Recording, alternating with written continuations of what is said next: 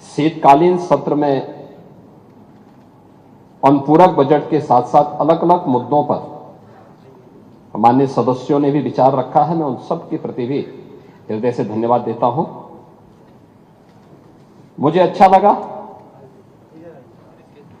माननीय नेता विरोधी दल अत्यंत उम्रदराज हैं, जीवन का एक लंबा अनुभव उनके साथ में है। उनकी सहजता, उनकी सरलता और उनकी उदारता हर एक व्यक्ति को अपनी ओर आकर्षित करता है। इसलिए जब वो कोई बात बोलते हैं तो मुझे लगता है कि इस माननीय सदन का कोई भी सदस्य बुरा नहीं मानता है। उन्होंने बहुत अच्छे सुझाव भी रखे हैं और उनके जो महत्वपूर्ण सुझाव होते हैं सरकार उनको गंभीरता से लेती है, उनको उसी भाव के साथ उन पर कार्रवाई भी आगे बढ़ाती है।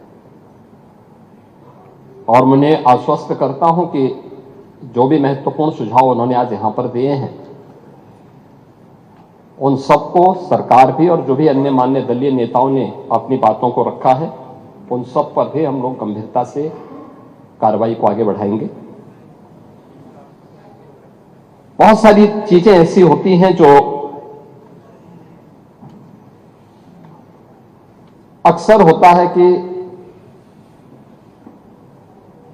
स्वाभाविक रूप से विरोधी पक्ष में है तो उनको सरकार के हर अच्छे कार्य की भी आलोचना करनी ही है,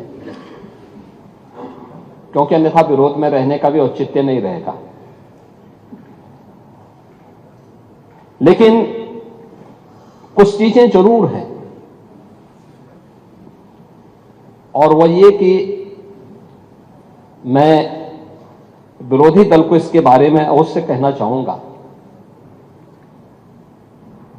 आपने उदारता से हमारे सामने नेता प्रतिपक्ष के रूप में अत्यंत वरिष्ठ सदस्य को और एक बुजुर्ग को जो अपनी सहजता और सरलता के लिए जाने जाते हैं, जिनके प्रति एक सामान्य सम्मान का भाव हम लोगों के मन में होता है, तो हम लोगों को विरोधी दल के प्रति जो कठोरता रहती है वो वैसे ही सामान्य रूप से सहजता में बदल जाती है। लेकिन मैं एक बात अवश्य कहना चाहूंगा। आपने जो बात कही है, सरकार के बजट के आकार, इसलिए आज और 8.25 वर्ष के अंदर सरकार ने क्या कुछ किया है, उत्तर प्रदेश की अर्थव्यवस्था में सरकार के प्रयासों से क्या योगदान हुआ है, इनके बारे में क्योंकि सप्लीमेंट्री डिमांड्स हैं तो बहुत संक्षेप में ही अपनी बात को कहूंगा। लेकिन मैं आपसे जरूर पूछना चाहूंगा, आज से 8.25 वर्ष पहले समाजवादी पार्टी इस पक्ष में थी और भारतीय जनता पार्टी उस पक्ष में थी। जो उपदेश आप यहां पे दे रहे थे, भी यही उपदेश उस समय समाजवादी पार्टी के मुखिया को और उस समय के सरकार के संचालकों को दे होते ना, तो संभवतः इस प्रदेश का भी कल्याण होता। हमने क्या किया है मैं उसके बारे में भी चर्चा करूंगा। इसलिए मैं समाजवादी पार्टी से और विरोधी पक्ष से कहना चाहूंगा कि तो इधर उधर की बात मत कर, यह तो बता कि एक काफिला क्यों लूटा। जो समाजवादी पार्टी तितर बितर हो गई, अस्त व्यस्त हो गई, इस पूरे प्रदेश के सामने पहचान का संकट खड़ा किया, अराजकता का जो तांडव खड़ा किया था,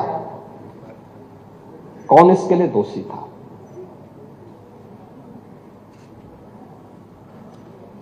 और मैं धन्यवाद दूंगा कि आपने बहुत सारी चीजों को स्वीकार किया कि हां अच्छा हुआ है। जैसे दुर्दांत माफिया और अपराधियों के प्रति सरकार की क्या नीति होनी चाहिए और सरकार ने वह करके भी दिखाया।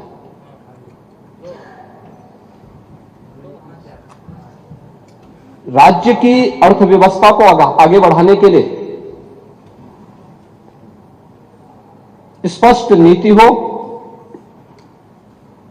और उन्हें लागू करने की दृढ़ इच्छा शक्ति हो तो परिणाम लाए जा सकते हैं। 4 आयाम उसके हैं और उन चारों आयामों पे सरकार ने किस रूप में कार्य किया है। कोई व्यक्ति हो, समाज हो, संस्था हो, इन सबको सबसे पहले चाहिए सुरक्षा। सुरक्षा का एक बेहतरीन वातावरण हो, कानून का राज हो, हर व्यक्ति के मन में सुरक्षा का एहसास हो, हर बेटी, हर व्यापारी अपने आप को सुरक्षित महसूस करे। यह किसी भी सरकार की पहली प्राथमिकता होनी चाहिए और किसी भी सरकार की पहली प्राथमिकताओं में उन कार्यक्रमों को लेकर के जब सरकार आगे बढ़ती है तो उसके परिणाम भी हम सबके सामने आते हैं। और मुझे इस बारे में प्रसन्नता है, सुरक्षा का जो माहौल हमने दिया, आपने क्या किया क्या नहीं किया, उत्तर प्रदेश की जनता ने रिजल्ट दिया है। हमने क्या किया है क्या नहीं किया है, उत्तर प्रदेश की जनता रिजल्ट दे रही है, आगे भी देगी। महत्वपूर्ण रिजल्ट है क्या, हमारे बारे में प्रदेश के अंदर और प्रदेश के बाहर धारणा क्या है। 2017 के पहले, 2017 के बाद।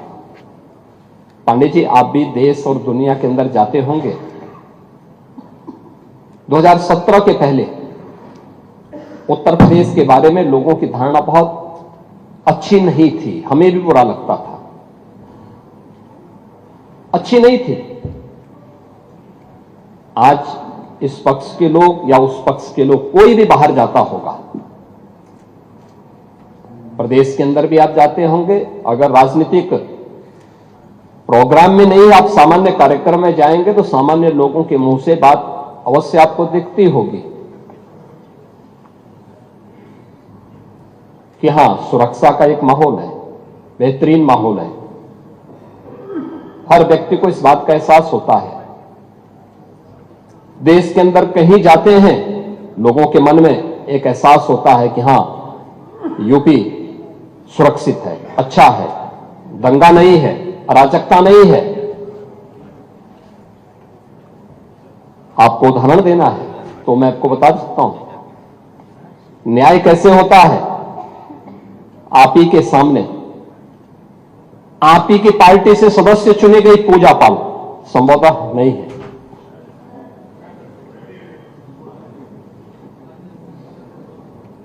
आपकी सदस्य थी, आपने उन्हें न्याय नहीं दिला पाए, नहीं दिला पाए क्योंकि हिम्मत नहीं थी। माफिया के सामने झुकना मजबूरी थी। आप उन गुंडा और माफियाओं के सामने एक गरीब बेटे को न्याय नहीं दे सकते थे। आप बात तो पीडीए की करते हैं, क्या वो पीडीए की पार्ट नहीं थी? और न्याय कैसे होता है, ये हमारी सरकार ने तय किया। बेटी उस पक्ष की होगी, इस पक्ष की होगी, उसको न्याय मिलेगा, हर हाल में न्याय मिलेगा। और श्रीमती विजमा यादव को भी मैंने बुलाया था, मैंने उनको कहा आपको सुरक्षा हम देंगे, आप चिंता की कोई बात नहीं। क्योंकि ये केवल एक सदस्य की बात नहीं, आपके और मेरे समर्थक की बात नहीं, सत्ता पक्ष और विपक्ष के समर्थकों की बात नहीं, प्रदेश की सुरक्षा का मामला है। प्रदेश की बेटी, प्रदेश की बहन और प्रदेश के हर व्यापारी को और हर नागरिक को सुरक्षा की गारंटी मिलनी चाहिए। ये सरकार की प्राथमिकता में है। और दूसरा जो आपने कहा है,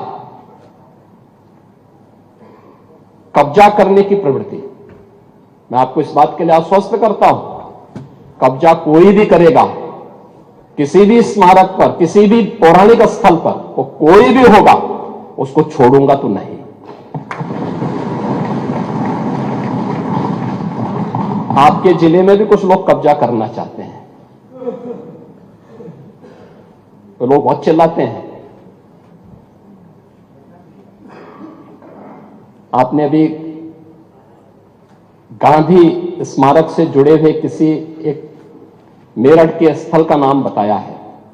हम इसकी जांच करवाएंगे, पूरी रिपोर्ट लेंगे। और हाँ, खादी उद्योग का होगा। और आपके जिले में भी गांधी स्मारक से जुड़े हुए एक स्थल पर कब्जा करने की प्रवृत्ति चल रही है। हाँ, देखिए, अवैध अतिक्रमण जो भी करेगा वह तो हटना चाहिए। देखो, एक सरकारी जमीन, सरकारी भूमि गरीब के लिए होनी चाहिए। देखिए, मुझे अफसोस हो रहा था जब यहां पे ग्रामीण अभिलेख से जुड़े हुए एक बिल को प्रस्तुत किया गया, समाजवादी पार्टी ने उसका विरोध किया। देखिए, पहली बार हुआ है और इस पूरे सदन को प्रधानमंत्री मोदी जी के प्रति आभार व्यक्त करना चाहिए कि आजादी के बाद पहली बार एक गरीब को, जहां पर आबादी की भूमि पर उसका मकान बना है, उसका अभिलेख उसके नाम पर पहली बार हुआ है। और पूरा देश प्रधानमंत्री मोदी जी के प्रति ग्रामीण अभिलेख से संबंधित एक संशोधन विधेयक हम लोग इस सदन में लेके आए थे। मैं सदन के प्रति आभार व्यक्त करूंगा कि सदन ने पास किया, लेकिन समाजवादी पार्टी ने प्रश्न खड़ा किया। यह अभिलेख उन्हीं गरीबों के लिए है कि जहां पर जिस गरीब का आवास होगा, आबादी की लैंड होगी, तो उस गरीब की परिवार की महिला सदस्य के नाम पे वो दर्ज होगा और उसका मालिकाना अधिकार उसको मिलेगा। उसके नाम पे वो बैंक से जाके कर्ज भी ले सकती है। लेकिन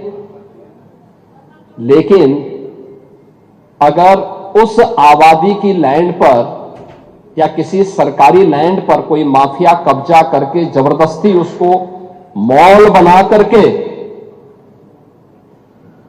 या कोई वसूली का अड्डा बना करके उसके माध्यम से अनैतिक और अवैध गतिविधियों का संचालन करके कोई छांगुर जैसा व्यक्ति वहां पे अनैतिक गतिविधियों का संचालन करेगा, तो उसमें बुलडोजर भी चलेगा, उसको भी कोई रोक नहीं सकता।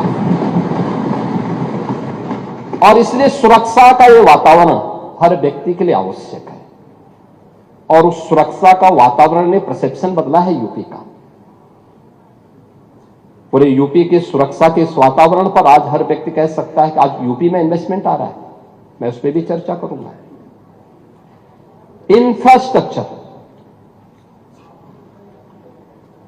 इंफ्रास्ट्रक्चर कैसे होना चाहिए? 2017 के पहले क्या स्थिति थी और 2017 के बाद क्या है? 17 के पहले गड्ढा युक्त सड़कें थी, मेट्रो के नाम पर मजाक बनाया हुआ था, रेलवे के नेटवर्किंग के लिए केंद्र सरकार के साथ समन्वय नहीं था।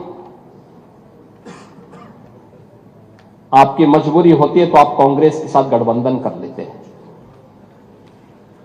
अन्यथा जब कांग्रेस में यूपीए की गवर्नमेंट केंद्र में थी और प्रदेश में समाजवादी पार्टी की सरकार थी, तब भी कैसे संबंध थे आप लोगों के? यानी मजबूरी के नाम आपके संबंध थे, अन्यथा आप लोग किस प्रकार की अराजकता फैलाते थे किसी से छुपा हुआ नहीं है। लेकिन इंफ्रास्ट्रक्चर कैसे होना चाहिए? 17 के पहले यूपी में 1.5 एक्सप्रेसवे थे और आज उत्तर प्रदेश के अंदर 22 एक्सप्रेसवे, और देश के अंदर अगर ये सभी 22 के 22 बन जाए तो 60% एक्सप्रेसवे पर अकेले यूपी का कब्जा होगा। अकेले यूपी, देश के अंदर जितने एक्सप्रेसवे होंगे उनमें 60% यूपी के पास। रेलवे का सबसे बड़ा नेटवर्क आज के दिन पर यूपी में है, 16,000 किलोमीटर का। इंटर स्टेट कनेक्टिविटी 4 लेन की,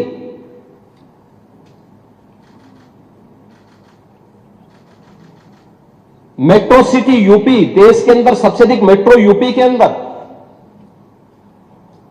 देश के अंदर सबसे अधिक एयरपोर्ट। 2017 के पहले यूपी के अंदर एयरपोर्ट की संख्या बहुत कम थी, उनमें से 2 संचालित थे, 2 आंशिक रूप से संचालित थे। आज 16 एयरपोर्ट संचालित हैं और उनमें से 4 इंटरनेशनल एयरपोर्ट हैं और 5वां इंटरनेशनल एयरपोर्ट जो भारत का सबसे बड़ा एयरपोर्ट है वह जेवर में नोएडा इंटरनेशनल एयरपोर्ट के रूप में अगले महीने संचालित होने जा रहा है। यह है उत्तर प्रदेश की स्पीड।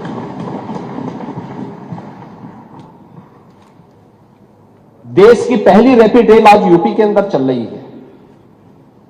देश का पहला वाटरवे यूपी के अंदर संचालित हो चुका है। ये प्रयागराज से हल्दिया के बीच में, वाराणसी हल्दिया के बीच में संचालित है। इसे प्रयागराज तक और फिर बलिया से अयोध्या तक इसको एक्सटेंड करने का एक कार्यक्रम चल रहा है। लेकिन यह सरकार की इच्छा शक्ति पर होता है। सरकार करना चाहिए तो हो सकता है, लेकिन जब सरकार नहीं करना चाहेगी, और इसीलिए मैं आपसे कहना चाहूंगा कि आप लोग बात बड़ी बड़ी करते हैं, लेकिन ये जो बड़ी बड़ी बातें आप लोग करते हैं ना, ये समाजवादी पार्टी का अहंकार है। जब व्यक्ति में अहंकार आता है तो कहता है कि मैंने ये कर दिया, लेकिन जब, इसीलिए कोई आपको सम्मान नहीं देता समाजवादी पार्टी को। 17 के पहले प्रदेश के सामने ये पहचान के संकट से प्रदेश तरसता था समाजवादी पार्टी के कारण, लेकिन आज हर उत्तर प्रदेश वासी सम्मान इसलिए प्राप्त कर रहा है क्योंकि काम सरकार की एक टीम कर रही है, परिणाम है, लेकिन दुनिया कह रही है कि यूपी के अंदर अच्छा हो रहा है, तो पूरा उत्तर प्रदेश सम्मान प्राप्त कर रहा है। यानी अहंकार तब आता है जब कहते हैं कि साहब हमने ये कर दिया, लेकिन सम्मान तब पाते हैं जब दुनिया कहती है कि आपने अच्छा कर लिया। और आज दुनिया कह रही है कि यूपी ने अच्छा किया है, अच्छा कर रही है, हर एक मामले में अच्छा कर रही है, लेकिन इंफ्रास्ट्रक्चर के मामले में भी ये अच्छा यूपी के अंदर है। एम्प्लॉयमेंट, आप एम्प्लॉयमेंट की बात कर रहे थे, आपने शिक्षाविद भरे तो थे लोक सेवा आयोग में भी और शिक्षा आयोग में भी, क्या क्या कारनामे किए थे उन्होंने, क्या क्या कारनामे किए थे। जो हाई स्कूल 3rd डिवीजन था, इंटरमीडिएट 3rd डिवीजन था, आयोग का अध्यक्ष हो गया था। जो उसका आयोग, जो उसके लिए एलिजिबल नहीं था, उसको आपने आयोग का अध्यक्ष बनाया था, और क्या क्या गुल खिला रहा था।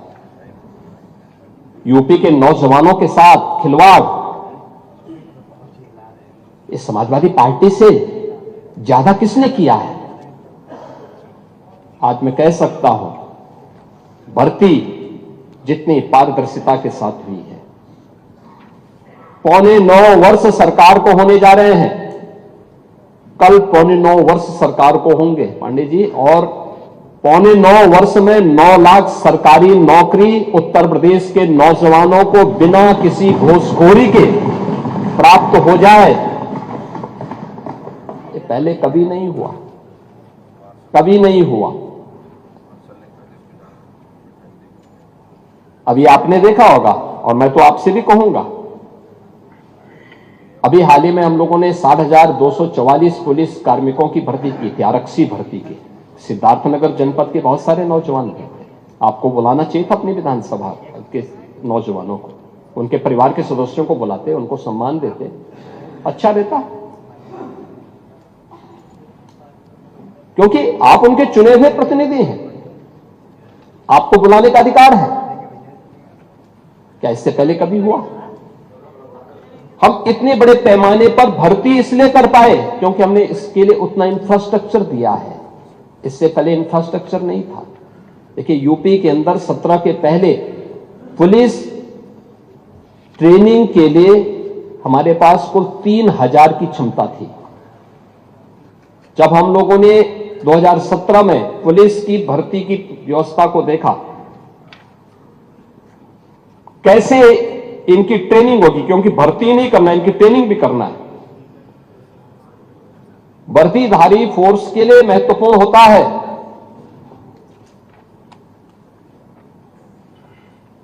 कि जितनी अच्छी ट्रेनिंग होगी, यानी ट्रेनिंग के दौरान जितना पसीना बहेगा उतना ही सेवा के दौरान खून नहीं बहेगा। ये किसी भी यूनिफॉर्मधारी फोर्स के लिए महत्वपूर्ण होता है। इसमें ट्रेनिंग में आपने ट्रेनिंग की पीरियड को कम कर दिया था, 6 साल से लेकर के, यानी 9 महीने से घटा करके 6 महीने कर दिया था। और भर्ती के लिए योग्य नौजवान को प्राथमिकता नहीं देते थे। और शिवपाल जी तो उसके मास्टर हैं, इनकी तो पीएचडी ही इसमें है। पूरी भर्ती की प्रक्रिया को तार तार हर व्यक्ति बेहाल था। आज उत्तर प्रदेश का नौजवान नौकरी प्राप्त कर रहा है। क्या शिक्षा में, क्या उत्तर प्रदेश लोक सेवा आयोग में, क्या अधीनस्थ सेवा चयन आयोग में, क्या पुलिस भर्ती बोर्ड में। और भर्ती की इस प्रक्रिया को ही पारदर्शी बनाने के लिए हम लोगों ने हरेक स्तर पर उस प्रकार के तंत्र को विकसित किया है। और इसीलिए शिक्षा आयोग में भी उत्तर प्रदेश के रिटायर्ड डीजीपी को बिठाया है कि जैसे माफिया की कमर तोड़ी गई है, नकल माफिया की कमर को भी वहां बैठ करके ऐसे तोड़ना है। क्योंकि नकल माफिया आदत तो आप लोगों ने खराब की थी, लेकिन उनकी आदत को सुधारने का काम, क्योंकि जब भी कोई हैंकड़ी दिखाता है तो उसकी हैंकड़ी को ठीक करने का काम भी सरकार का होना चाहिए। और यही हमारे पद की शपथ भी है। एक सज्जन को सुरक्षा, लेकिन दुर्जन को ठिकाना लगाने का काम। परित्राणाय साधूनाम विनाशाय च दुष्कृताम्, यही तो है। और इसी के लिए बैठे हैं, भजन करने के लिए थोड़ा बैठे हैं। भजन करना तो हमारे पास मठ पर्याप्त है, उसी में कर लेते हैं। और इसीलिए आए हैं इंफ्रास्ट्रक्चर के साथ साथ एम्प्लॉयमेंट के भी अलग अलग तरीके हैं। सरकारी नौकरी के साथ साथ प्रदेश के परंपरागत उद्यम में भी एमएसएमई का एक बहुत बड़ा सेक्टर, ये केवल हमने नहीं तैयार किया, पहले से सैकड़ों वर्षों से है, अलग अलग जनपद से। अब आप ही के यहां काला नमक चावल होता है, ये हमने थोड़ा पैदा किया, भगवान बुद्ध के समय से। लेकिन आप कुछ नहीं कर पाए, हमने उसकी ब्रांडिंग की, उसकी पैकेजिंग की, अब उसको एक्सपोर्ट भी करवा रहे हैं। अरे सब हो रहा है, सारे लोग खाते हैं। अब मैं क्या कह रहा हूं, आप नहीं बेच पा रहे हो, लेकिन ये सब जगह हो रहा है, सब जगह हो रहा है। और साई जी भी बोलेंगे, अब होता है कि नहीं होता है? क्यों आप खिलाइए नहीं, उनका चावल क्यों नहीं खिलाते हैं? देखो साही जी और खन्ना जी, अरे नौगढ़ आएंगे, आए रहे हैं। देखो साही जी की एक खूबी है, और प्रदेश के अंदर किसी जनपद में जाते हैं तो सबसे पहले पूछते हैं क्या खाने की अच्छी चीज क्या है। और देश के अंदर भी जाते हैं सबसे पहले पूछते हैं कि भाई खाने की अच्छी चीज क्या है। और मैं एक बार वाराणसी गया, संजोग से भी मेरे साथ थे, तो बीएचयू के सामने से चल रहे थे मेरे सामने, तो वहां के ढाबे बंद होने लगे। मैंने कहा क्यों? कहा कि साई जी जब यहां पढ़ते थे तो हम लोग पहले ढाबा बंद कर देते थे। तो ये स्वयं उसके प्रति सजग हैं, और उन्होंने काला नमक चावल को आपके यहां की एक स्पेशल ब्रांड बनाई है। और मैं तो चाहूंगा कि एक बार साही जी स्वयं काला नमक चावल की खीर पांडे जी को भी खिला दें। तो आप अपने आप बुलाइए ना एक बार। लेकिन आपकी सरकारें जब थी तब आप कुछ नहीं कर पाए, नहीं कर पाए ना। और ऐसे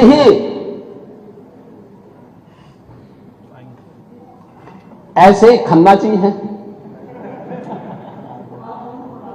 अब ये खन्ना जी कहते थे, परसों हमारी एक बैठक चल रही थी, उसमें कह रहे थे कि मुझे रात्रि को बहुत गर्मी लग रही थी। तो टेम्परेचर बाहर जो है 3-4 डिग्री था। मैंने कहा भी आपको गर्मी लग रही होगी, लेकिन पहले बैठक तो कर लीजिए आप। अब ये हाल है। लेकिन हर जनपद के एक एक प्रोडक्ट को, आज की नहीं पुराने समय की थी, बंद पड़ रही थी। उनके पास टेक्नोलॉजी नहीं थी, उनके पास डिजाइन नहीं थी, मार्केट की डिमांड क्या है उनको जानकारी नहीं थी, उनको पैकेजिंग की जानकारी नहीं थी। सरकार ने उनको फैसिलिटेट किया। आज एमएसएमई का देश के अंदर सबसे बड़ा जो नेटवर्क है वो यूपी के पास है। 96 लाख एमएसएमई यूनिट, लगभग 1.25 करोड़ लोग, अकेले 2 करोड़ परिवार केवल एमएसएमई यूनिट के माध्यम से अपनी आजीविका का उपार्जन कर रहे हैं। 2 करोड़ से अधिक का एक्सपोर्ट यूपी करता है अपने एमएसएमई यूनिट से दुनिया के बाजारों में यहां का सामान भेज करके। ये काम 17 के पहले भी हो सकता था, इच्छा शक्ति नहीं थी। और नहीं थी ना, नहीं दंगा तो आप लोग, आपकी नीतियां दंगा कराते थे, दंगा तो आप ही लोग कराते थे। दंगाइयों को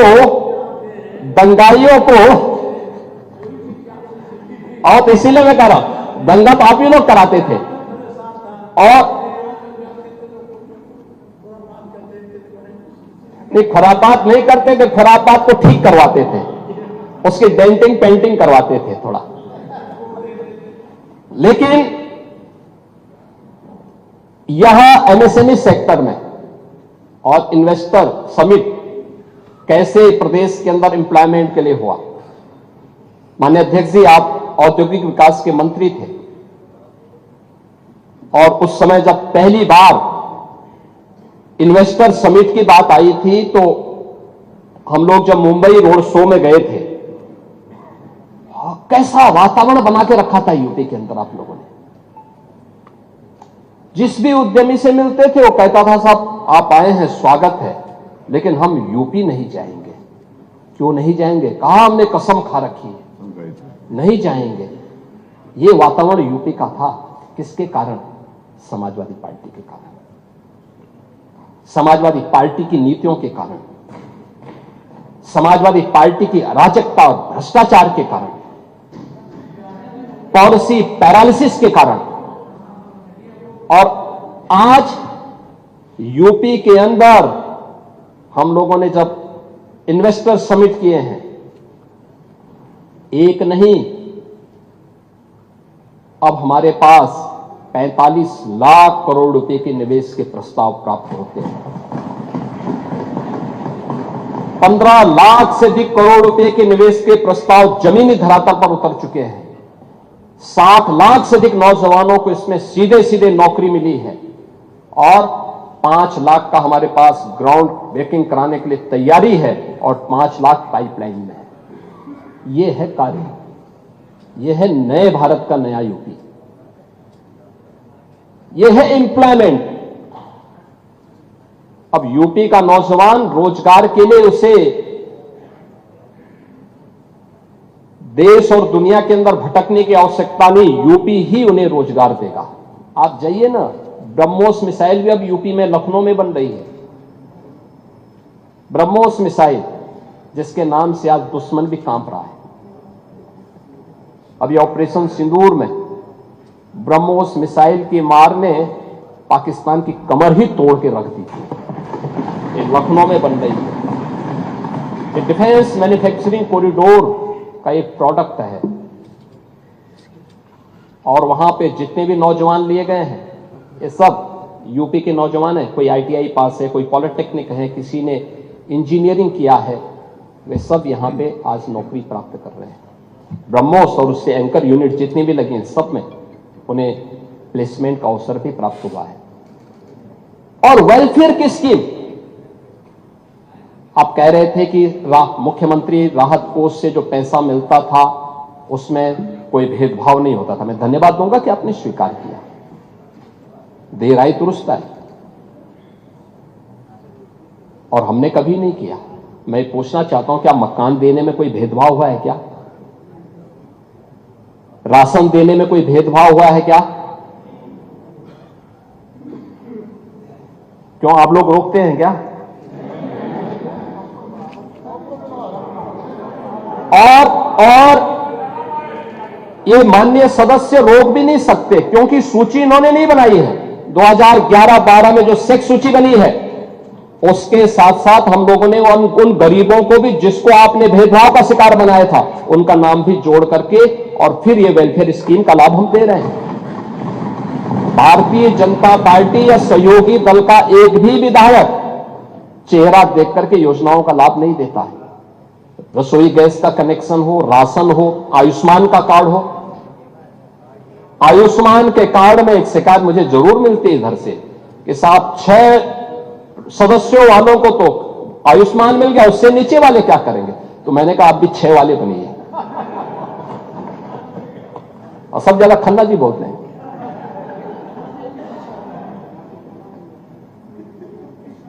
अब आपसे सीखें ना। लेकिन कभी नहीं भेदभाव हुआ है। और ऐसे ही सीएम रिलीफ फंड से पैसा देने में भी यह हमारे लिए पाप है, चेहरा देख करके योजनाओं का लाभ देना। उत्तर प्रदेश की 25 करोड़ की आबादी के कल्याण के लिए, उसकी सुरक्षा के लिए सरकार खड़ी है और बिना भेदभाव के योजनाओं का लाभ देगी। हम उसमें भी दे रहे हैं। अभी त्वरित का पैसा इधर ही नहीं मिला तो उधर भी कहां से? सभी को मिलेगा, सभी को पैसा मिलेगा। और हमने तो पीडब्ल्यूडी में भी मांगा था। देखो पहली बार, पांडे जी कह रहे थे समीक्षा की बात, नियमित रूप से समीक्षा होती है, एक एक विभाग की समीक्षा होती है, एक एक कार्यक्रम की समीक्षा होती है। हर जिले के अंदर वहां का जो सीनियर जनप्रतिनिधि है, माननीय सांसद या प्रभारी मंत्री हर महीने जिले के अंदर जाकर के बैठक लेता है। सीनियर जो मेंबर ऑफ पार्लियामेंट है वहां पर दिशा कमेटी के माध्यम से उन योजनाओं को कैसे इंप्लीमेंट करना है इसकी भी समीक्षा होती है। उनकी रिपोर्ट शासन में आती है, फिर उसको विभागीय स्तर पर आगे क्रियान्वयन किस रूप में होना है इसके बारे में भी कार्रवाई आगे बढ़ती है।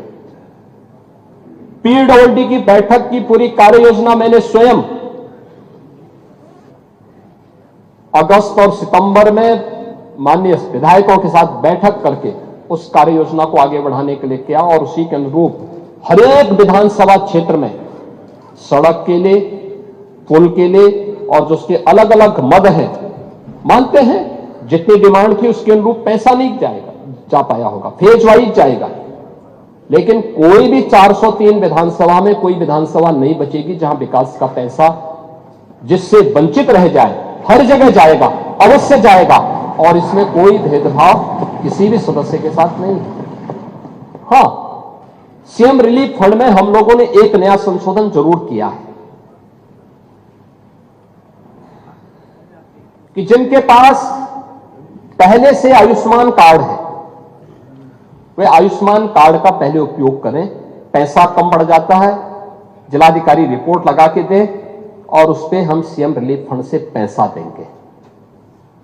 दूसरा, कुछ हॉस्पिटल से हमें कुछ हॉस्पिटल्स की ऐसी शिकायत हमें मिली थी कि इनके द्वारा गलत बिलिंग की जा रही है, उसमें हमें कार्रवाई करनी पड़ी थी। इन सब पे कार्रवाई हुई है, अन्यथा पैसे में कोई रोक टोक नहीं है।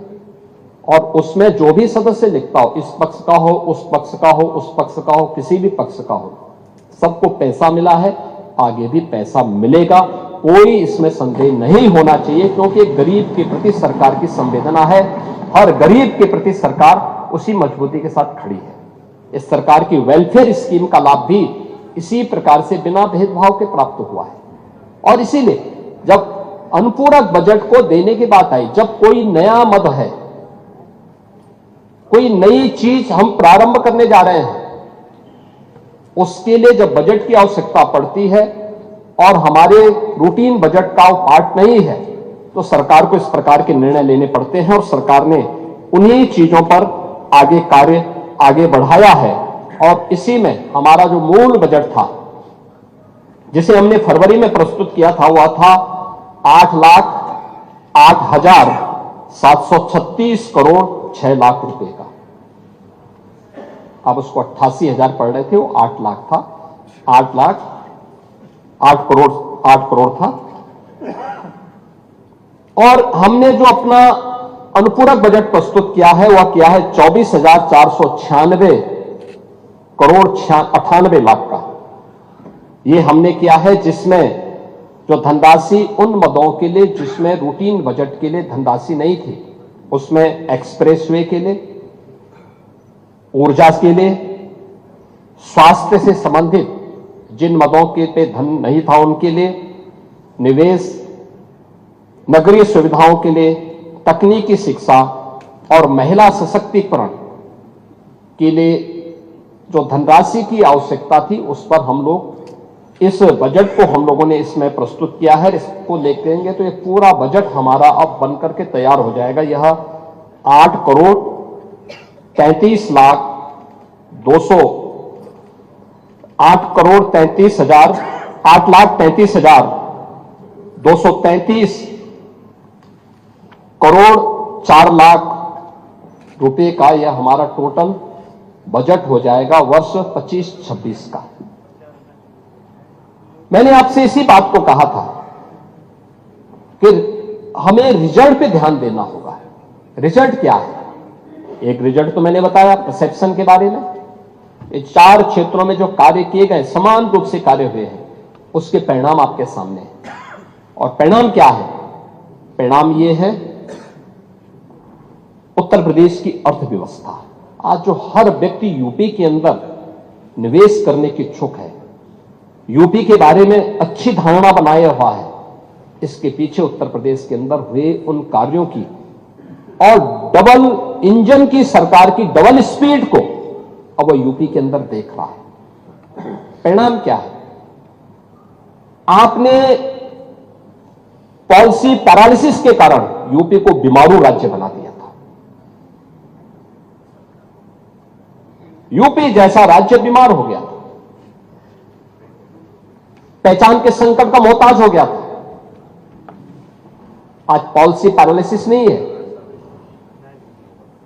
आज हमारे पास 33 सेक्टोरल पॉलिसीज है, पिक एंड चूज नहीं है। इसमें आप आइए, निवेश करिए। सरकार के ये नियम है, सरकार इस पे इसके अनुरूप आपको ये सुविधा देगी। परिणाम है, यूपी के अंदर निवेश आ रहा है। यूपी देश के अंदर एक ड्रीम डेस्टिनेशन बना है इन्वेस्टमेंट का। इसके परिणाम स्वरूप बीमारू राज्य से उभर करके पिछले 5 वर्ष में यूपी अब रेवेन्यू सरप्लस स्टेट के रूप में अपने आप को स्थापित किया है। और जितना यूपी प्रोग्रेस किया है, आज देश के अंदर आर्थिक स्थिति में अन्य राज्यों की स्थिति यूपी से उतनी अच्छी नहीं जितनी यूपी आज है। ये प्रयास से होता है, शुद्ध नियत से होता है, स्पष्ट नीतियों से होता है। उन नीतियों को जमीनी धरातल पर उतारने की इच्छा शक्ति से होता है। और उन कारणों से आज सरकार ने इन चीजों को आगे बढ़ाया है। आज हमें इस बात पर प्रसन्नता होती है कि हमारी सरकार ने उत्तर प्रदेश के पर लगे हुए बीमारू के कलंक से हमने इसको यूपी को मुक्त किया है। आज यूपी बीमारू राज्य नहीं है। गत 5 वर्ष से रेवेन्यू सरप्लस स्टेट के रूप में आज यूपी मजबूती के साथ, दमदारी के साथ आगे बढ़ रहा है। और डबल इंजन की, डबल स्पीड की सरकार भी। पॉलिसी पैरालिसिस का शिकार नहीं है। हमारे पास अलग अलग सेक्टर की पॉलिसीज हैं। कोई भी निवेशक आएगा उसके लिए लैंड बैंक है, पॉलिसी के दायरे में आकर के निवेश कर रहा है और सरकार ने उसको यहां पे एक गुड गवर्नेंस का एक माहौल भी दिया है, बेहतरीन सुरक्षा का माहौल दिया है। आज कोई गुंडा किसी इंडस्ट्रीज को फोन नहीं कर सकता, किसी व्यापारी से गुंडा टैक्स नहीं ले सकता, नहीं कर सकता। अगर करेगा तो उसको भी मालूम है कि इसके परिणाम क्या होंगे। कोई जानबूझ करके उलझेगा तो उसको भी मालूम है कि जानबूझ के उलझने का मतलब अब वह स्थिति नहीं है कि जब पुलिस आगे आगे दौड़ती थी और गुंडे उसको पीछे से दौड़ाते थे। अब वह यूपी नहीं है, अब ये वह यूपी है जो हर प्रदेशवासी को सुरक्षा की गारंटी तो देता है, लेकिन हर गुंडे को इसके लिए चेतावनी भी देता है कि सुधर जाओ, नहीं तो यमराज के यहां जाने के रास्ते भी खुले हुए हैं और यमराज का बुलावा आ जाएगा।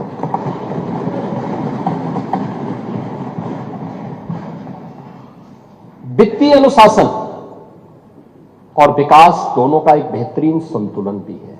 जो मैंने आपको बताया ना, रेवेन्यू सरप्लस है, ये वित्तीय अनुशासन का एक उदाहरण है। और विकास के लिए जो इंफ्रास्ट्रक्चर के साथ साथ वेलफेयर स्टेट के रूप में भी यूपी ने अपने आप को स्थापित किया, इसके भी उदाहरण है। आज यूपी के अंदर अपराध और अपराधियों के प्रति जीरो टॉलरेंस की नीति का परिणाम क्या है? एक फेयरलेस बिजनेस,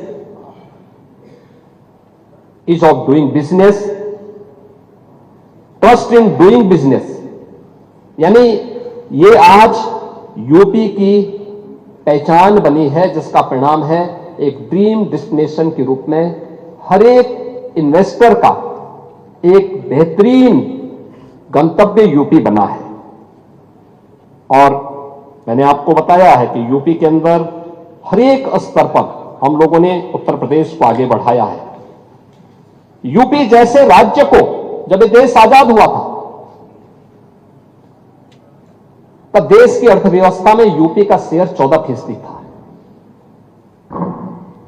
और कांग्रेस और बाद में समाजवादी पार्टी, इन्होंने यूपी को इतना पीछे किया कि जब हम लोग आए थे यूपी का शेयर देश की अर्थव्यवस्था में मात्र 8% से भी कम रह गया था, 8% से कम।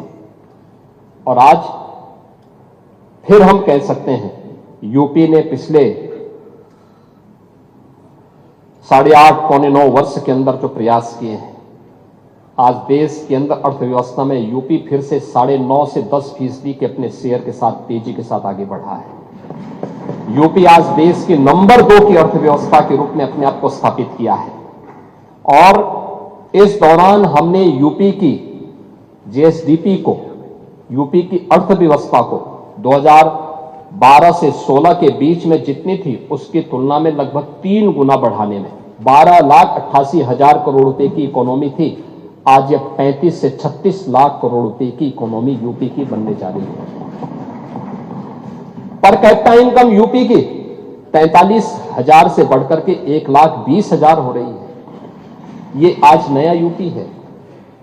सीडी रेशो यानी जितना पैसा यूपी का नागरिक यूपी के बैंकों में जमा करता था उतना पैसा यहां खर्च नहीं हो पाता था। यहां के लोगों को उसको कर्ज के रूप में या निवेश के रूप में और पैसा नहीं मिलता था। मुश्किल से 4400 पैसा जमा करता था तो 44 पैसा उसको मिलता था, शेष नहीं मिलता था। और आज मुझे प्रसन्नता है 62 से 65% पैसा यूपी के अंदर लग रहा है। इसको 70% तक पहुंचाने के एक बड़े लक्ष्य को लेकर के आज सरकार आगे बढ़ी है। और अब मैं कह सकता, ये चीजें तब हुई हैं जब सरकार ने सुरक्षा का वातावरण दिया, अच्छा इंफ्रास्ट्रक्चर दिया। और ये चीजें तब हुई जब पिछले 8 पौने 9 वर्ष में कोई नया टैक्स नहीं लगाया। कन्ना जी अपनी फाइल लेके हमेशा बैठे रहते हैं कि वैट की दर थोड़ा बढ़ा दी जाए। मैं कहता हूं थोड़ा रुक जाइए, थोड़ा रुक जाइए। तो उसी में खन्ना जी कहते हैं ठीक है रुकना है, तो शाहजहांपुर का एक प्रस्ताव भी था, तो शाहजहांपुर के एक नए प्रस्ताव को स्वीकृत करा लेते हैं उसी में। लेकिन आप सोचिए ना, डीजल पेट्रोल पे इतना बड़ा राज्य, डीजल पेट्रोल सबसे सस्ता यूपी के अंदर, देश के अंदर है, सबसे सस्ता यूपी दे रहा है। पिछले 8-9 वर्ष के अंदर कोई किसी भी प्रकार का टैक्स हम लोगों ने नहीं लगाया। जीएसटी रिफॉर्म हुए थे, पब्लिक को लाभ मिला, लेकिन हमने कोई नया टैक्स नहीं लगाया। यानी सरकार ने सब क्या किया? हां, हमने लीकेजेस रोके, कर चोरी को रोका,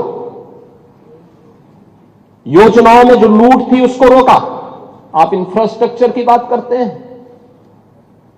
बड़े बड़े दावे करते हैं, जेपीएनआईसी, गोमती रिवर फ्रंट, क्या सच्चाई है आपके जेपीएनआईसी की? 250 करोड़ रुपए का प्रोजेक्ट, 860 करोड़ रुपए खर्च हो गया और तब भी अधूरा है। 250 करोड़ का प्रोजेक्ट, 860 करोड़ खर्च हो गया और तब भी अधूरा। यह है इनकी सच्चाई। गोमती रिवर फ्रंट, 167 करोड़ का प्रोजेक्ट, 1400 करोड़ खर्च हो गए और तब भी अधूरा। पूर्वांचल एक्सप्रेसवे,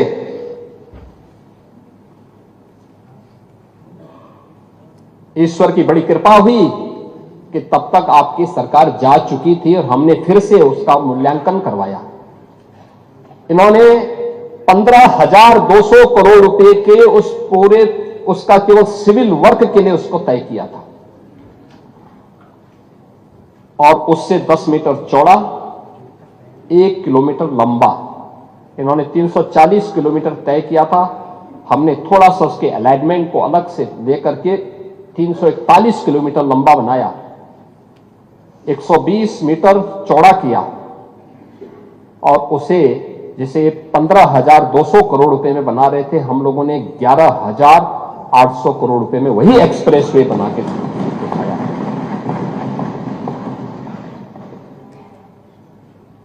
आगरा लखनऊ एक्सप्रेसवे अधूरा, लेकिन एक परिवार के लोगों ने अलाइनमेंट तय करने के पहले जमीनें खरीद ली थी। ये मजाक है देश के साथ में, प्रदेश के जनवासियों के साथ में। आपकी योजनाएं भ्रष्टाचार की भेंट इसलिए चलती थी क्योंकि नीयत साफ नहीं थी। नौजवान इसलिए नाराज था क्योंकि उसे मालूम था कि सूची तो पहले से ही आ जाती है, महाभारत के सारे रिश्ते निकल जाते थे, सूची पहले से निकल जाती थी। नौजवान ठगा का ठगा रह जाता था, उसको कुछ भी नहीं मिलता था। अन्नदाता किसान परेशान, योजनाओं का लाभ तो नहीं मिलता था। क्या होता था? उसके ट्यूबवेल की मोटर ही चोरी हो जाती थी।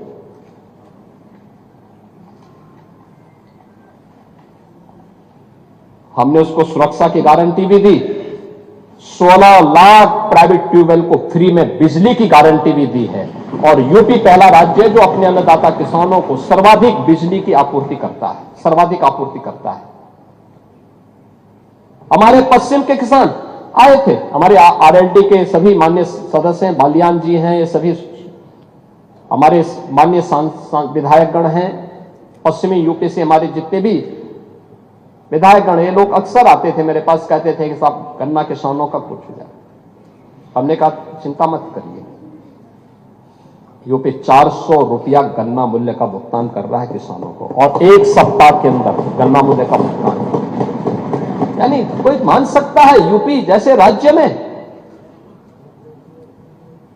अब तक,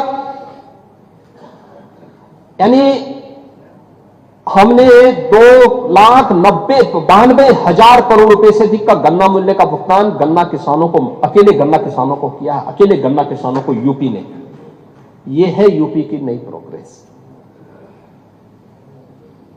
करने की इच्छा शक्ति होनी चाहिए और सरकार ने यह काम जो भी किया है अपनी पारदर्शी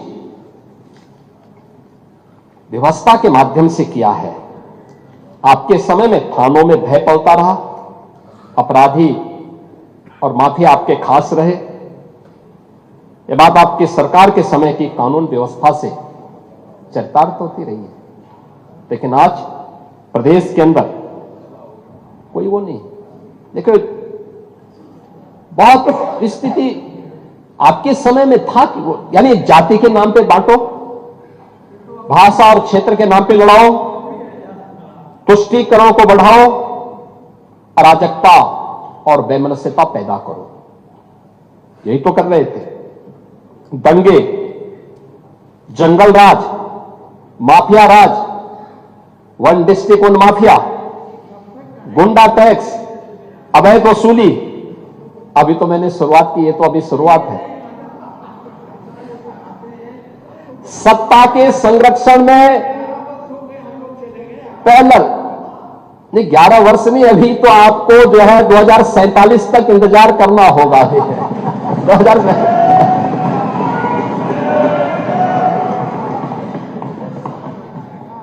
चाहे जो कहिए। आज यानी उस समय हरेक तबके में असुरक्षा का वातावरण था। प्रदेश की छवि अराजकता की थी, अस्थिरता की थी। और आज रूल ऑफ लॉ आज यूपी के अंदर है। कोई सांप्रदायिक दंगा नहीं है। दंगाई, दंगा कैसे होता है और दंगाई का उपचार कैसे होना है, हां, तो बरेली के मौलाना से पूछ लो। अब यहां न कर्फ्यू है न दंगा है। अब यूपी में सब, यह है नया यूपी। महोदय, हम लोगों ने पुलिस की अवस्थापना, यानी अगर भर्ती की है, उनकी ट्रेनिंग अच्छी की है, तो उनकी अवस्थापना सुविधाओं को बढ़ाया है। अब खपरेल के बैरक नहीं है। आप किसी भी जिले में जाएंगे, जो सबसे हाई राइज बिल्डिंग होगी और यूपी पुलिस की कार्मिकों के लिए बैरक होंगे। आखिर वो सभी नौजवान तो यूपी के अंदर के ही रहने वाले, किसी न किसी के परिवार के होंगे सदस्य। ये मानवीय संवेदना का भाव पहले था, आज नहीं है। आज उनके साथ वही सद्भाव के साथ, सम्मान के साथ सरकार व्यवहार करती है। सरकार ने रिफॉर्म के पहली बार यूपी में पुलिस कमिश्नरेट सिस्टम लागू हुआ। 7 जिले आज उससे पूरी तरह आगे बढ़ चुके हैं। मॉडर्न पुलिसिंग, साइबर थाना और फॉरेंसिक इंस्टीट्यूट, ये आज यूपी की पहचान बन रही है। आज यूपी के अंदर एफएसएल लैब्स बंद पड़ रही हैं। 3 नए कानून लागू होने के बाद 7 वर्ष से ऊपर के प्रत्येक सजा में फॉरेंसिक एविडेंस आवश्यक है। आपका कार्यकाल होता तो आप कभी नहीं कर पाते। इसलिए नहीं कर पाते क्योंकि आपने ना फॉरेंसिक लैब बनाई, ना फॉरेंसिक इंस्टीट्यूट बनाए। अब 4-4 बार थे, नहीं कर पाए, तो अब कभी नहीं मिलना है। अब नहीं मिलना है। चलिए, ईश्वर करें आप स्वस्थ रहें ये सब देखने के लिए। आप स्वस्थ रहें देखने के लिए कि फिर से सपा को उधर बैठना पड़ेगा, और सपा को बैठना ही नहीं पड़ेगा, उस लायक भी रहती है कि मुख्य प्रतिपक्षी दल बना रहता है कि नहीं रहता, ये इसमें मुझे संदेह लगता है। लेकिन आज यूपी के अंदर 12 एफएसएल लैब ये बी ग्रेड की बन चुकी हैं। 6 अन्य एफएसएल लैब्स बन रही हैं। हर जिले में 2 फॉरेंसिक वैन हम उपलब्ध करवा चुके हैं एविडेंस कलेक्ट करने के लिए, और इस पर कार्य हो रहा है। सेफ सिटी के लक्ष्य को हमने प्राप्त किया है, इस पर कार्य हुआ है। UP SSF special security force 6 वाहिनियों का गठन हो चुका है। पीएससी, जिस पर हर यूपी वासी पहले गर्व करता था, समाजवादी पार्टी ने उनकी सभी कंपनियों को नष्ट करने का प्रयास किया। हमने 34 कंपनियों को जो समाप्त हो चुकी थी इन्हें फिर से पुनर्गठित किया है और उनकी भर्ती की प्रक्रिया को पूरा बनाया है। और अब तो 3 महिला पीएससी की बटालियन भी वीरांगना उदा देवी के नाम पर, वीरांगना झलकारी बाई के नाम पर और वीरांगना अवंती बाई लोधी के नाम पर उत्तर प्रदेश के अंदर गठित हो चुकी हैं।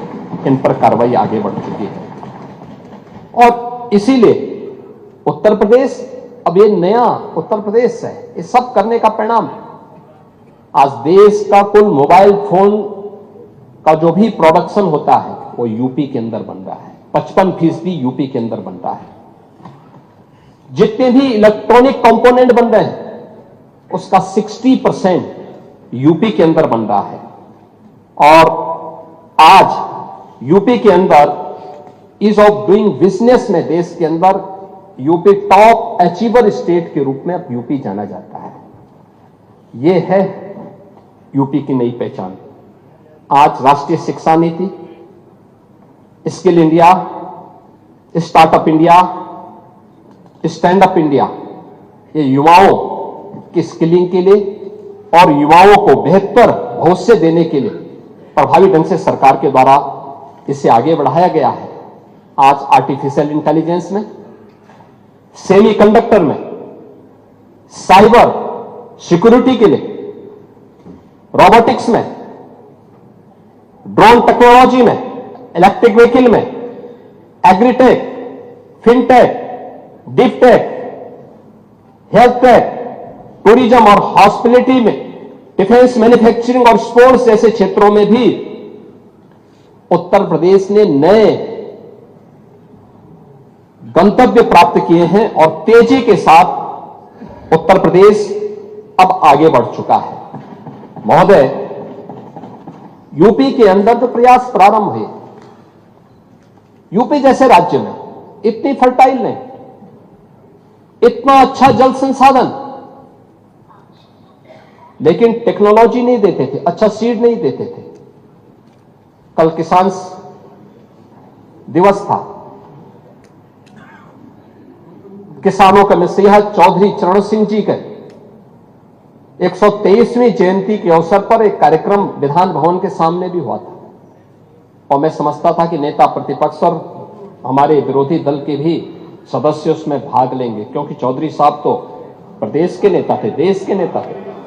आप उस कार्यक्रम में नहीं थे, आएंगे भी नहीं आप लोग, क्योंकि आप लोग तो हर एक कार्य को आप वोट बैंक के नजरिए से देखते हैं।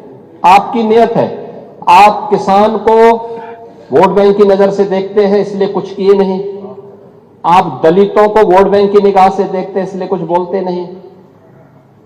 इसीलिए मैं कह रहा हूं ना, देखो बांग्लादेश में एक दलित नौजवान को कैसे जला दिया गया है। आप लोग गाजा पट्टी में होने वाले किसी भी उस पर आंसू बहाते हैं, लेकिन आपकी जबान से एक शब्द नहीं निकल रहा है, क्योंकि एक दलित नौजवान मारा गया बांग्लादेश में और उस नौजवान के मरने पर आपकी जबानें सिल चुकी हैं, क्योंकि आप उसको केवल वोट बैंक के रूप में इस्तेमाल करते हैं। ये राजनीति नहीं है पाणी जी, ये राजनीति नहीं है, ये वो सच्चाई है जो आपकी तुष्टीकरण की नीति है, जिसके कारण बांग्लादेश बना है। अगर बांग्लादेश पाकिस्तान नहीं बना होता, इस तरीके से हिंदू नहीं जलाया होता, और जलाता तो फिर उसकी क्या दुर्गति होती या वह भी जानता। ये सुरक्षा की गारंटी, वहां मारे जा रहे हैं हिंदू, आप लोग नहीं बोलेंगे। एक कैंडल मार्च निकाल के चलते हैं गांजा के मुद्दे को लेकर के, लेकिन पाकिस्तान और बांग्लादेश में हिंदू मारा जाता है तो आपके मुंह बंद हो जाते हैं, क्योंकि मरने वाला हिंदू है, दलित है, आप बोलेंगे नहीं। और यही सच्चाई है। निंदा प्रस्ताव पारित होना चाहिए और एक प्रस्ताव नेता विरोधी दल की तरफ से आना चाहिए। इस घटना की हम भर्त्सना करते हैं और बांग्लादेश सरकार को इस बात की चेतावनी देता हूं। इसीलिए हम कह रहे हैं, नोट करना, ये चीजें होनी चाहिए और हमारा भी प्रयास होना चाहिए। जब बांग्लादेशी को यहां से निकालेंगे और रोहिंग्या को यहां से बाहर का रास्ता दिखाएंगे तो उनके समर्थन में मत आना, क्योंकि उनमें से बहुत सारे लोगों के वोट आपने बनवाए हैं, उनके बहुत सारे लोगों के लिए आधार भी बनवाने का पाप किया है आप लोगों ने। इसलिए इन चीजों को ध्यान में रखना और एक एक चीज की स्क्रीनिंग होगी, बहुत प्रभावी कार्रवाई करेंगे। हमारे ही देश में रह करके हमारे लोगों के खिलाफ अपराध और वहां पे निर्दोष हिंदुओं पर अत्याचार करोगे, निर्दोष सिखों पे अत्याचार करोगे, ये स्वीकार्य नहीं हो सकता है। और यही आप करते हैं कि किसानों के बारे में भी आपका आचरण यही है। कल देखिए शाही जी ने चौधरी चरण सिंह सीड पार्क का भी जमीन आवंटन का काम प्रारंभ कर दिया। अच्छा, किसान को अच्छा बीज मिले, अच्छी तकनीक मिले, कम लागत में ज्यादा उत्पादन। आपके समय में क्या होता था? लागत ज्यादा थी, उत्पादन कम था, बाजार नहीं था, किसान तबाह था, परेशान था, बिचौलियों के द्वारा लाभ ले लिया जाता था। आज किसान सुरक्षित है, किसान को योजनाओं का लाभ मिल रहा है। और कल चौधरी साहब के नाम पर कार्यक्रम था और इन सभी माननीय सदस्यों ने गन्ना मूल्य के बारे में कहा, हम लोगों ने दिया, लगातार दे रहा। यूपी आज के दिन पर देश के अंदर गन्ना उत्पादन का नंबर 1 का राज्य है। आपके समय में चीनी मिलें बिकती थी, बंद होती थी, वर्षों का गन्ना मूल्य बकाया रहता था, किसान तरसता था। अब यह स्थिति नहीं है। अब अन्नदाता किसान हमारे लिए वोट नहीं, वह सम्मान का पात्र है। आज उसको नए तकनीक के साथ आच्छादित किया जा रहा है। 22 लाख हेक्टेयर से अधिक भूमि को सिंचाई की सुविधा दी गई है। आप स्वीकार करें ना करें, लेकिन उस सच्चाई को जमीन पर देखेंगे तो ये चीजें आपको देखने को मिलेगी। और परिणाम क्या है? परिणाम है जो आपने 8% किसान विकास की दर रखी थी, कृषि विकास की दर, आगे बढ़कर के 18% पहुंच चुकी है यूपी की कृषि विकास दर। एमएसपी के साथ ही डीबीटी के माध्यम से भुगतान करने में आज उत्तर प्रदेश देश के अंदर नंबर 1 स्थान पर है। आज यूपी उसका परिणाम है कि देश के अंदर कृषि योग्य भूमि का केवल 11% हिस्सा रखता है, लेकिन उत्पादन, अच्छा बीज, समय पे बीज, अच्छी तकनीक और बहुत सारी जगह 3-3 फसल अब किसान ले रहा। परिणाम है 21% देश का कुल खाद्यान्न अकेले यूपी आज पैदा कर रहा है। यूपी का अन्नदाता किसान पैदा कर रहा है। और प्रधानमंत्री जी प्रधानमंत्री किसान सम्मान निधि का लाभ भी यूपी के किसानों को दिया है और अब तक 94,668 करोड़ 58 लाख रुपए सीधे डीबीटी के माध्यम से एक अन्नदाता किसान के खाते में पहुंचा है। इसमें तो किसी को संदेह नहीं होगा, इसमें भी चेहरा नहीं देखा गया। किसान किसान है, आपके लिए भेदभाव का शिकार हो सकता है, हमारे लिए नहीं। हमारे लिए किसान किसान है। और गन्ना उत्पादन के बारे में जो कह रहा था, 55% गन्ना का उत्पादन देश के अंदर यूपी कर रहा है। यूपी के अंदर इथेनॉल उत्पादन में जो केवल 41 करोड़ लीटर था, आज 182 करोड़ लीटर इथेनॉल का उत्पादन अकेले यूपी कर रहा है। यूपी के अन्नदाता किसानों के माध्यम से हो रहा है। आज हमारे पास एक्सप्रेसवे, लॉजिस्टिक पार्क, किसानों की उपज को राष्ट्रीय और अंतर्राष्ट्रीय बाजार तक पहुंचाने के लिए एक बेहतरीन कनेक्टिविटी भी हमारे पास है। एग्रीकल्चर वैल्यू चेन के लिए स्टोरेज है, प्रोसेसिंग सेंटर है, कोल्ड चेन इंफ्रास्ट्रक्चर है और बड़े पैमाने पर आज यूपी के अंदर इस फील्ड में इन्वेस्टमेंट भी हो रहा है। हमने यहां पर हर खेत को पानी देने के जिस लक्ष्य को आगे बढ़ाया है नहरों के माध्यम से, तो देश के अंदर 86% सिंचित भूमि अकेले यूपी के पास है। यूपी सर्वाधिक सिंचित भूमि रखता है देश के अंदर। नहरों का, पाइपलाइन का, माइक्रो इरिगेशन का और तमाम बड़ी परियोजनाओं के साथ ही पीएम कुसुम योजना के माध्यम से भी 94,000 अन्नदाता किसानों को सोलर पैनल उपलब्ध करवाए गए हैं। और मैंने पहले कहा, किसानों को फ्री में बिजली, 16 लाख किसानों के ट्यूबवेल के बिल माफ करके सरकार उसके लिए पैसा उपलब्ध करवाती है। किसान आज उन्नत बीजों, प्राकृतिक खेती, ड्रोन, जलवायु और के अनुकूल आधुनिक तकनीक, इन सभी के माध्यम से आज खुशहाली से उत्तर प्रदेश के कृषि विकास दर को बढ़ाने की दिशा में तेजी के साथ आगे बढ़ चुका है और यह एक बड़ी दिशा में अच्छा कार्य हमारे अन्नदाता किसानों के द्वारा किया जा रहा है। महोदय, अन्य क्षेत्रों में भी उत्तर प्रदेश ने काफी बड़ा काम किया है। यानी गाय का दूध पीते हैं ये लोग भी, लेकिन गाय को दूध पीने के बाद छोड़ देते हैं। अब आपके वैसे भी आदत खराब है, कोई बूढ़ा हो जाता उसको छोड़ देते, निकाल देते हैं। लेकिन हमारी सरकार ने तो हर एक का हम ध्यान रखते हैं। 16 लाख से भी गौवंश के लिए गो संरक्षण स्थल बना करके सरकार कार्य कर रही है और 1500 रुपये एक गाय का अन्नदाता किसान अगर पालता है अपने घर में तो उसका वेरिफिकेशन करने के बाद भुगतान सरकार कर रही है। परिणाम है दुग्ध उत्पादन में अग्रणी राज्य है।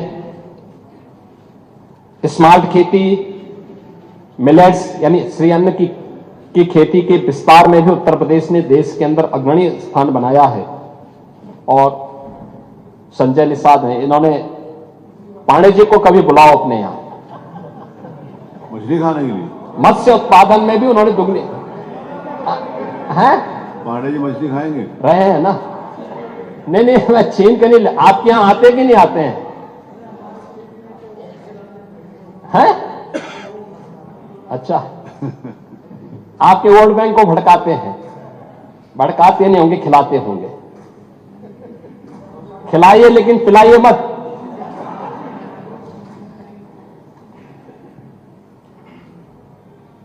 महोदय,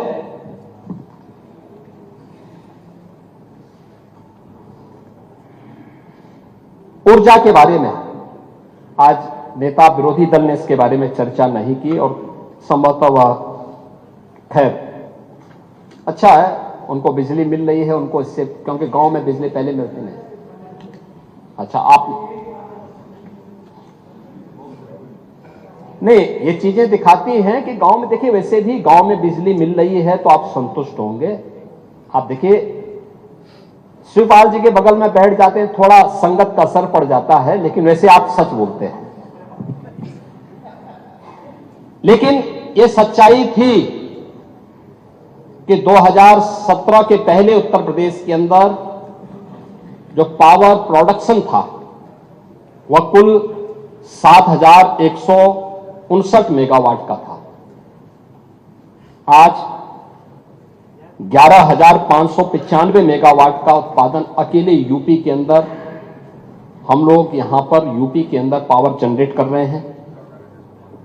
अभी हाल ही में जो हमारी अभी कुछ प्रारंभ होने जा रही है, इसमें से 6,541 मेगावाट की नई परियोजनाएं हमारी बहुत जल्दी उत्पादन शुरू कर देंगी, जिसमें घाटमपुर, खुर्जा, अनपरा ई, ओबरा डी, मेजा, इन सब की 6,541 मेगावाट के अतिरिक्त इससे हमें मिलेगी। यानी आने वाले समय में अकेले यूपी 18,136 मेगावाट बिजली का उत्पादन करेगा। पीएम सूर्य घर मुक्त बिजली योजना में 1 गीगावाट की सोलर क्षमता हम लोगों ने हासिल की है। और यूपी देश के अंदर अग्रणी राज्यों में इसमें है, जिसमें सोलर पैनल किसी भी घर में लगेगा तो उस घर की बिजली का खर्चा आधे से भी कम हो जा रहा है। अगर वो व्यक्ति उसको ठीक ढंग से देखभाल कर लेगा तो बहुत अच्छे ढंग से इसको आगे बढ़ाने में सरकार आगे कार्य कर रही है। सुरक्षा का परिणाम है कि जो पहले वोमेन फोर्स, महिला जो शक्ति थी, ये जो काम करती थी, पहले कामकाजी महिलाओं को काम करने का जो पहले स्कोप था 17 के पहले, वो केवल 13% था। आज उसका शेयर उत्तर प्रदेश के अंदर बढ़कर के 35% से अधिक हुआ है, 36% के आसपास हुआ है। और सुरक्षा के बेहतरीन वातावरण का परिणाम है कि अब नाइट शिफ्ट में भी महिलाएं काम करने के लिए जा रही हैं, कहीं कोई सुरक्षा की कोई समस्या नहीं है। युवाओं के लिए एक नई स्कीम सीएम युवा उद्यमी के रूप में हम लोगों ने लागू की है और मुझे प्रसन्नता है कि 1,10,000 से अधिक युवाओं को अब तक इस योजना के माध्यम से हम लोगों ने गारंटी मुक्त और ब्याज मुक्त ऋण की सुविधा उपलब्ध करवाई है। आज प्रदेश में एक बेहतरीन स्टार्टअप का इकोसिस्टम भी खड़ा हुआ है। 18,000 से अधिक स्टार्टअप,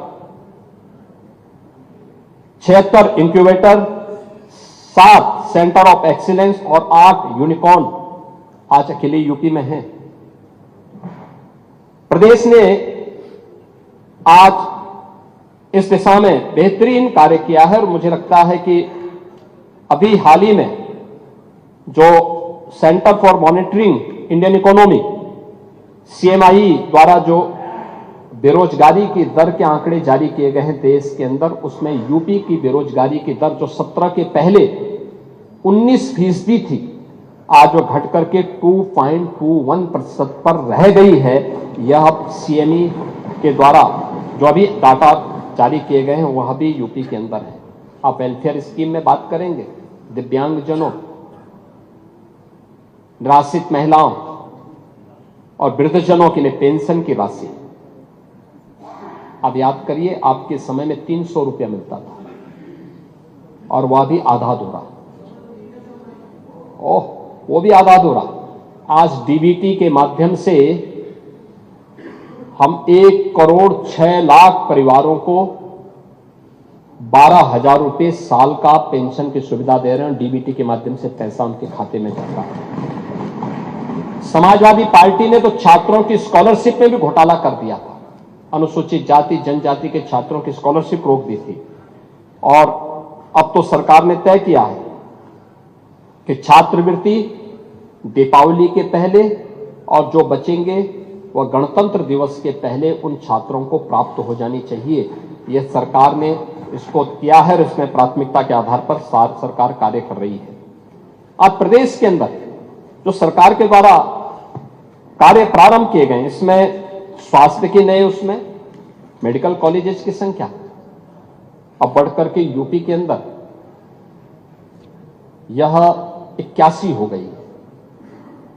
आपके यहां भी मेडिकल कॉलेज है माधव बाबू के नाम पर।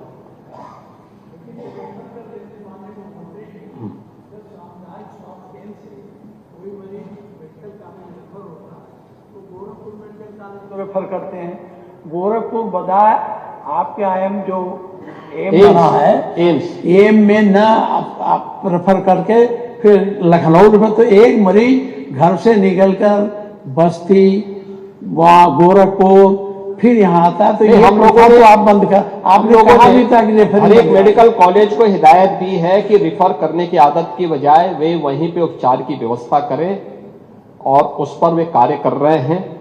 लेकिन मेडिकल कॉलेज की 81वां मेडिकल कॉलेज, देखो जिंदगी भर अमेठी कांग्रेस को ढोता रहा, आज भी ढो रहा है, लेकिन वो मेडिकल कॉलेज नहीं दे पाए। और मैं धन्यवाद दूंगा, हमारे मंत्री होंगे नहीं यहाँ पे, महेंकेश्वर शरण सिंह जी को, इन्होंने लैंड दी और वहां मेडिकल कॉलेज प्रारंभ हो गया। इस सत्र में वहां क्लासेस शुरू हो गई। बलिया वाले मंत्री जी हैं कि नहीं, पता नहीं पांडे जी पक्षधर हैं कि नहीं है, हैं?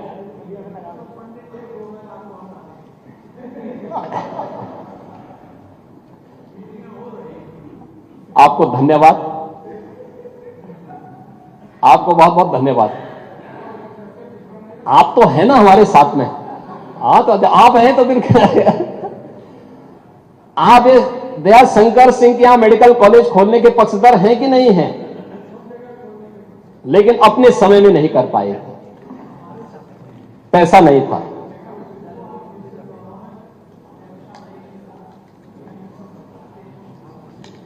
लेकिन इन सब पे भी हम लोग कार्य कर रहे हैं।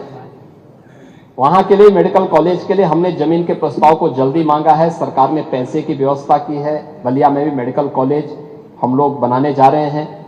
इसके साथ ही प्रदेश के अंदर मैं धन्यवाद दूंगा एक अन्य बात के लिए, और वह कि पिछले सत्र में 13-14 अगस्त को इस माननीय सदन ने विकसित भारत, विकसित उत्तर प्रदेश के मुद्दे पर यहां चर्चा की थी। बहुत रोचक चर्चा हुई थी, रात्रि भर चर्चा चली थी। इस चर्चा के बाद हम लोगों ने 300 प्रदेश भर के इंटेलेक्चुअल के साथ हम बैठे थे। फिर उन्हें हमें अलग अलग संस्थानों में हमने इसी मुद्दे पर चर्चा करने के लिए भेजा था। वे लोग अलग अलग संस्थाओं में गए थे। इसके बाद एक पोर्टल विकसित किया गया। हम लोगों ने इसी मुद्दे पर प्रदेश के लोगों से राय मांगी थी, और मुझे प्रसन्नता है कि अब तक उत्तर प्रदेश से 98 लाख लोगों ने हमें अपने सुझाव भेजे हैं विकसित उत्तर प्रदेश के बारे में। उनका विजन क्या है, कैसे हम इस लक्ष्य को प्राप्त कर सकते हैं, और 2047 में जो प्रधानमंत्री जी का विजन है विकसित भारत का, उस समय विकसित उत्तर प्रदेश कैसे बनेगा, इस मुद्दे पर वह विचार भी हमारे सामने आए हैं। और उन सबको लेकर के समय IIT कानपुर के साथ मिलकर के इस सेक्टर में हम लोग कार्य कर रहे हैं। महोदय, मुझे केवल एक बात आपसे कहनी थी, वह ये कि सरकार की इच्छा शक्ति बहुत साफ है। जो पहले दिन था वही आज भी है, और सरकार उसी दिशा में आगे कार्य भी कर रही है। और मैं इसीलिए कहूंगा कि सप्लीमेंट्री डिमांड्स में हम लोगों ने प्रदेश की आवश्यकता के लिए जहां आवश्यकता पड़ रही है वहां पे धनराशि, और सरकार अब ये नहीं देती है कि टोकन मनी के रूप में दे। क्योंकि मैं जब 17 में आया था, मैं देखता था समाजवादी पार्टी ने तमाम सड़कों को सैंक्शन किया था, लेकिन पैसा कितना दिया था? पता लगा कि 25 करोड़ की सड़क है, पैसा दिया था 1 लाख। अब मुझे बताइए, 25 करोड़ की सड़क में 1 लाख से काम चलेगा? नहीं चल सकता है। ऐसे ही हम लोगों ने नहीं किया। आप लोग जो करते थे वो हम नहीं करते। नहीं, हाँ सबको मिलेगा, आप चिंता मत करिए। वो सड़क भी हमारे उसमें है वो, और आप चिंता मत करिए, वो भी होगा। लेकिन अब सरकार ने तय किया है कि हम एक साथ 40 से 50% पैसा रिलीज करें। जो डिमांड होती है 40 से 50% पैसा एक बार रिलीज करें, और 75% काम पूरा होने के बाद तुरंत डिमांड भेजें, जिससे नया पैसा वहां पे रिलीज किया जा सके। और इसीलिए काम की एक गति, कार्य योजना बनाने में समय लगता है, लेकिन जब कार्य योजना और उसके सभी प्रकार के DPR की सभी औपचारिकताएं पूर्ण हो जाती हैं, तो उसके बाद उसको रिलीज करने में अब अगले 3 महीने का समय जो बच गया है, इसमें उसी गति को आगे बढ़ाने का। और मैं कह सकता हूं कि 24, 25 और 25-26 की जो स्पीड है, इसमें निरंतरता आपको आगे बढ़ती हुई दिखाए, आपको इसमें एक नई गति देखने को मिलेगी। मैं केवल इस पूरे माननीय सदन से इस बात को कह सकता हूं, और खासतौर पर नेता विरोधी दल और विरोधी पक्ष से जुड़े हुए लोगों से, कि आप अनावश्यक नकारात्मकता मत लेके आइए। हर चीज को जातीय चश्मे से देखने की आदत से आप अपने को थोड़ा, यूपी का जितना आप नुकसान कर चुके हैं उससे आप लोग अब थोड़ा बचिए। अगर आप चाहते हैं कि वजूद बना रहे तो उससे बचिए, और नहीं तो मैं आपसे कहूंगा कि राह में मुश्किल होगी 1000, तुम 2 कदम बढ़ाओ तो सही, हो जाएगा हर सपना साकार, तुम चलो तो सही, तुम चलो तो सही।